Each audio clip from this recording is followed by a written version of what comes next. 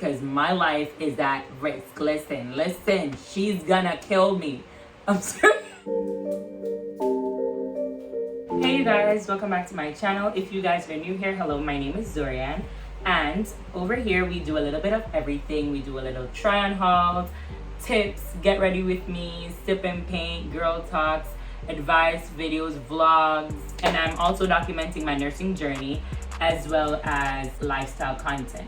So if you guys are interested to see all of that and more, then be sure to subscribe and keep on watching. Alright, so for today's video, as you can see by the title, I will be doing a pros and cons of becoming a home aide.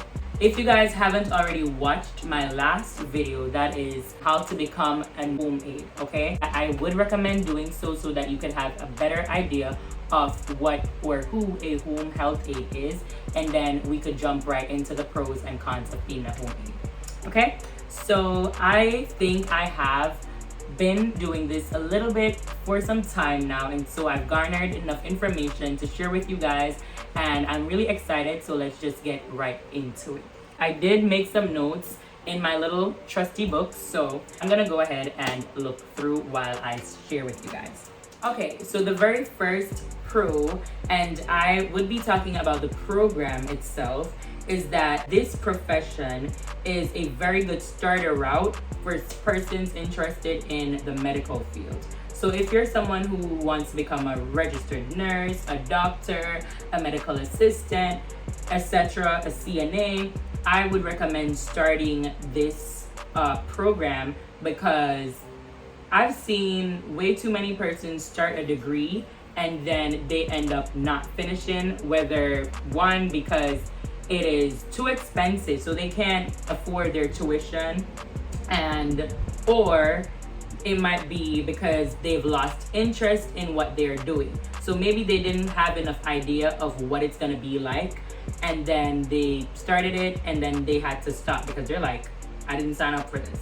You know, so I feel like when you take this program, you are getting your feet wet and your hands dirty at the same time, and that way you could know if this is something that you want to continue. You get what I'm saying? Like, you will have enough idea of what you're preparing yourself for, and that way you'll be like, is this something I still want to pursue, or nah, I can't do this. You know what I'm saying? Without, one, blowing all your money, and two, wasting your time. So I definitely would recommend anyone who's interested in the medical field, start small so that you don't waste your time and you don't waste money. Because I'm not that type of person who's gonna have a degree and not use it, or start school and not finish it because I didn't know what I was getting into. You know what I'm saying? Time is too precious for us to be wasting it doing schoolwork and not, making it beneficial. So I definitely would suggest that you guys, start small.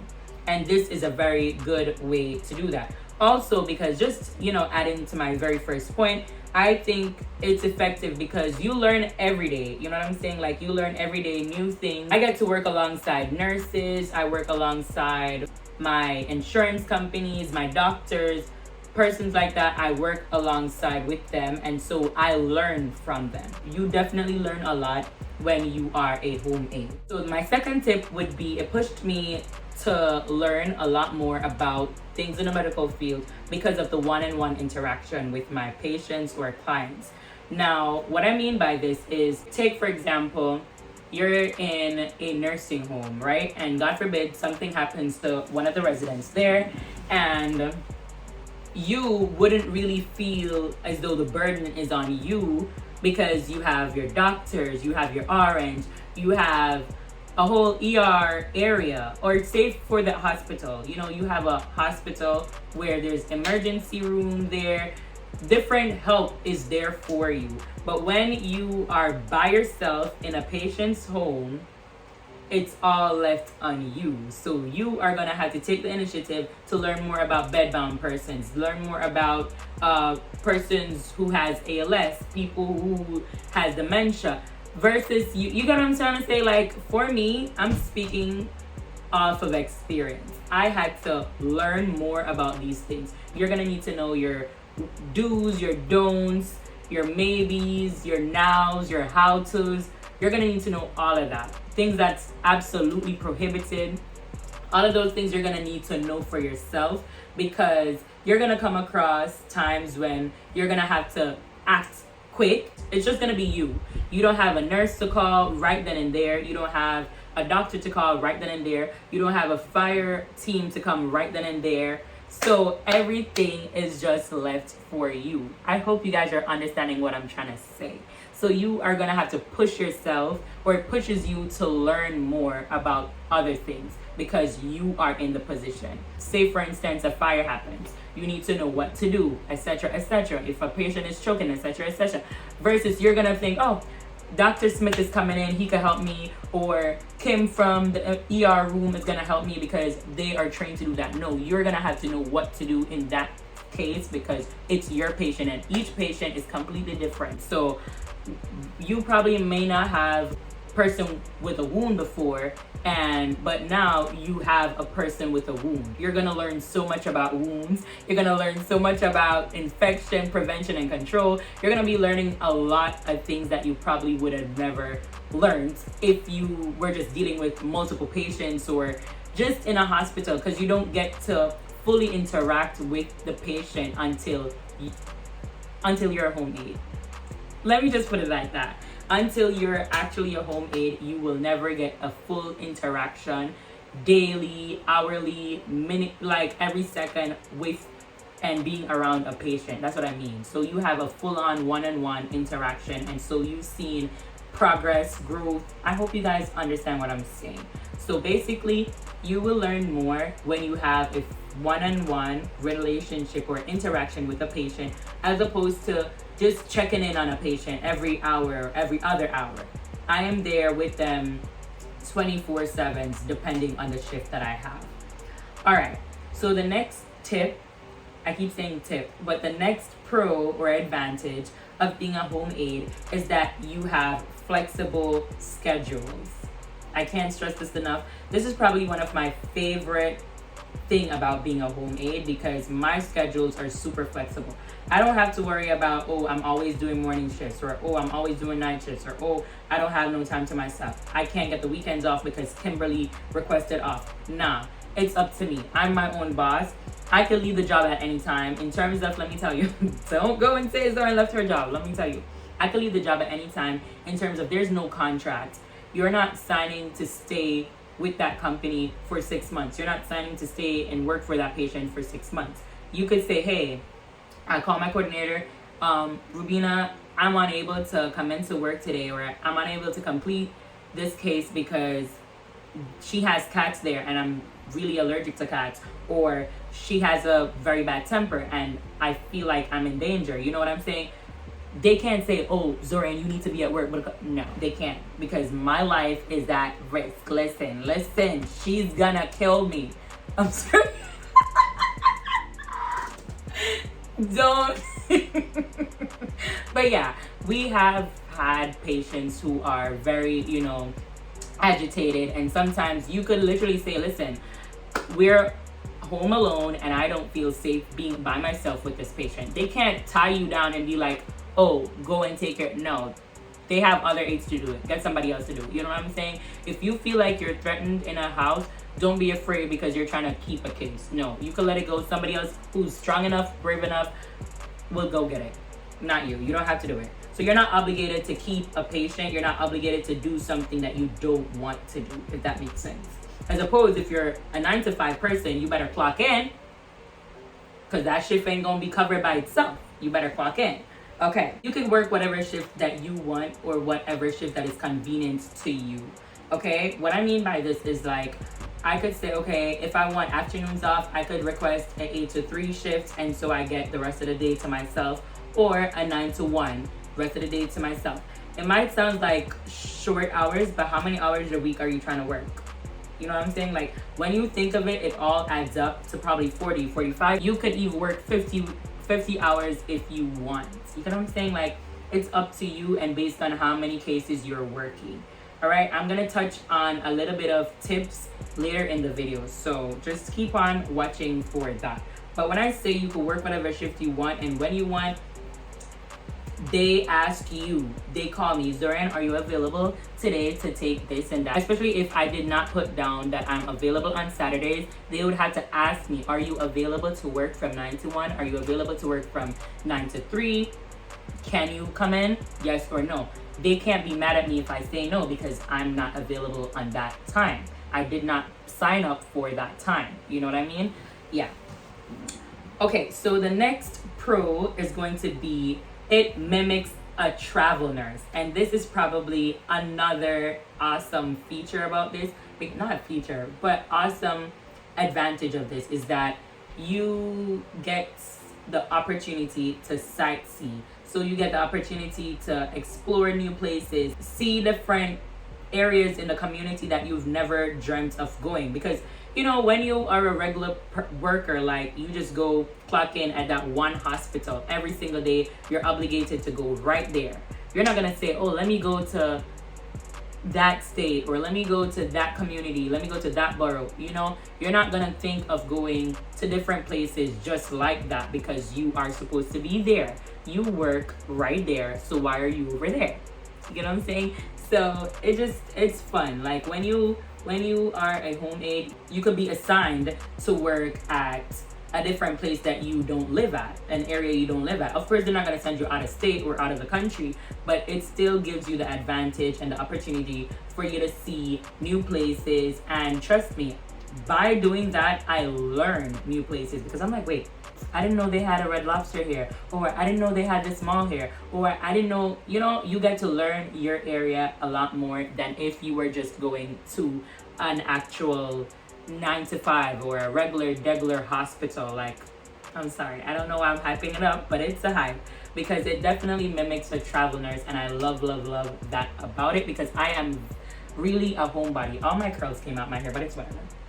But I am a homebody, so with that, I don't get to go out and do anything. So when I get a new case, I'm like, oh my gosh, over here is so beautiful. You know, it gives you places to, you know, sightsee.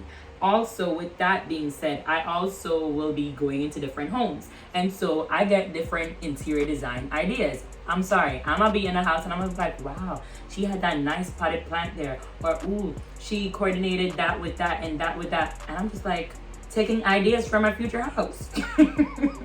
Because like I've done that. I've been in homes where I'm like, oh my gosh, this is so adorable. I'm definitely gonna make my living area look like that. Or, you know, so it gives you an opportunity to sightsee, explore new places, and to see new things and be in different communities and different areas and stuff like that. So I really love that. You know, you get to learn the place a lot more. All right. So I think this is probably my last advantage because I'm not trying to make it too lengthy, but my last advantage would definitely be the pay and so the pay and the workload. So I think the pay is good for the amount of work that you do. If we're being honest, not every single job that you do, the pay is good. And you know what I mean? Like, it's not going to be like, oh my gosh, you're rich, but it's definitely something that if you're young and starting and, you know, whatever, it's definitely something.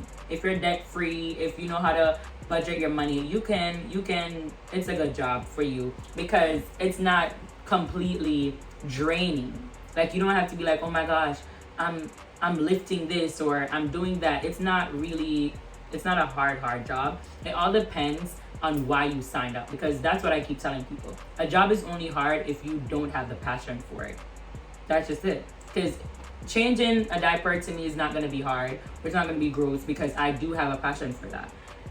Hearing somebody call me 300 times is not going to be annoying to me because I have a passion for it. So it all depends on what you have a passion for.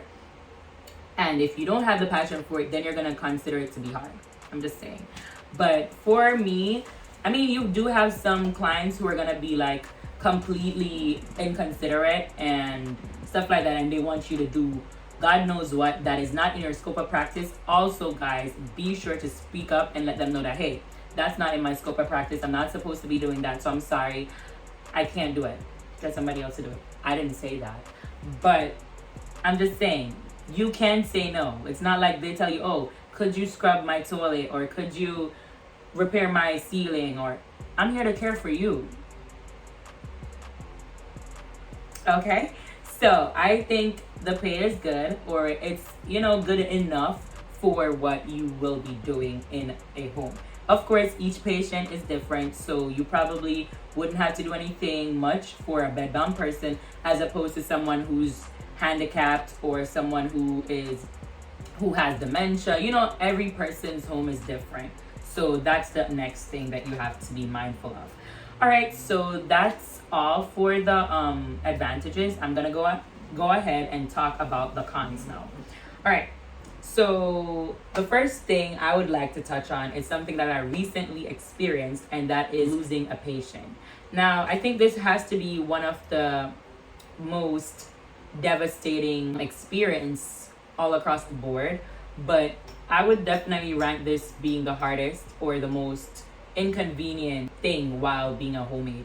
Because think of it, you have been caring for this particular person for however long. You've grown and built a relationship with them, being there with them daily, helping them out, with hope that they will recover, and then they actually or eventually pass away. That is definitely the worst feeling ever, And so that happened to me recently, and I was just like, wow, I was not bracing myself for this, because I was placed in hospice for some time. And, when you have hospice patients, they are given a certain amount of time to, be around. So with that being said, I was there building a whole bond and getting so, used to this person and not remembering that, oh, this is what's going to happen. But that's that. So I would definitely recommend you guys to keep an eye out for that. If it is that you are easily attached like myself, don't take hospice cases, because then you're gonna be there for just a few months, if so long. Okay? And you're gonna take it to heart, just like what I did. The next con would be linked to this one, and it would be unstable income or an unstable job. Given that you lose patients so frequently, you are not certain of a job. So just as how you lost your patient, you've lost your job. Because who are you going to care for? The cats? No, you can't. You're there to care for the patient. And if the patient passed on, there's no more job for you. It's the sad truth. And so you have to be smart with how you go about it. So this is my little tip for you guys if you are doing this. Never have one patient. Never care for one patient, because when that person passed on, you're out of a job. You have to always make sure you're signing to at least 3 different companies, so that if that company doesn't have an open job for you or open case for you, you're not sitting there waiting and out of a job. You can have something else to do and something else to do. Okay? And that also would link to this advantage. Like when you have different cases or different agencies that you're signed to, less tax will be taken from your money. So they probably don't know that. But yeah, less tax will be taken from your money, because they can't pull all your income from you. You know what I'm saying? They can't pull all your income from you. So if you work only 4 hours or 20 hours with this company, they can only pull a certain amount of money out of your thing. I hope you guys are understanding what I'm saying to you guys. But yeah, I think I turned my brightness up way too much now. But it's whatever, child. Yeah, so always try to make sure that you are working with different agencies and you have at least 3 patients, just in case if something happens to one of your patients, you still have a job after. Okay? The third and final con would definitely be the total dependency or blame. So what I mean by this is that, like I was saying before, we're in the advantage part where you're completely having a one-on-one relationship or interaction and you are the only person at the house. It's the same thing now. It could be a downfall to this, because given that you're the only one at the house, that means that they completely depend on you for everything. Yeah, some clients might not be dependent 100%, like they could bathe themselves, they could eat, they could do this, but then what if something happens? You have the blame. God forbid a fall happened. It wasn't your fault, but you are on site. You have to give a report of what happened, And however, whatever happens, it's all on you. Say for instance, I take my patient to run errands and she's a wheelchair person. If she falls from that wheelchair, that's on me.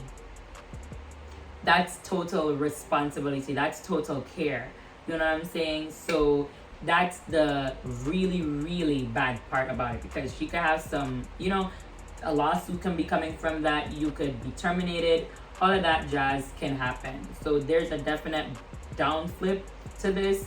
And I'm always scared when it comes down to certain things. I always don't want certain cases because I'm like, oh my gosh, you know, I don't want someone who has dementia, or because they could probably say, oh no, you took my money and I didn't do anything. I didn't do it.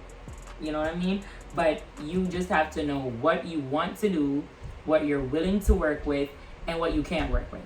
You know what I'm saying? So yeah, with all of that being said, I'm gonna go ahead and wrap up today's video. I hope you guys learned a lot from this, and if you did, I hope you guys give it a thumbs up and leave me a cute comment. If you have any questions about anything that I said in this video, feel free to leave me a comment below. I will definitely answer, okay? I will be coming out with more videos because I will be compiling a series called The Nursing Journey, and I will be uploading videos relating to, you know, my journey, because I am going to be starting my CNA school soon, and so I will be documenting that for you guys, okay?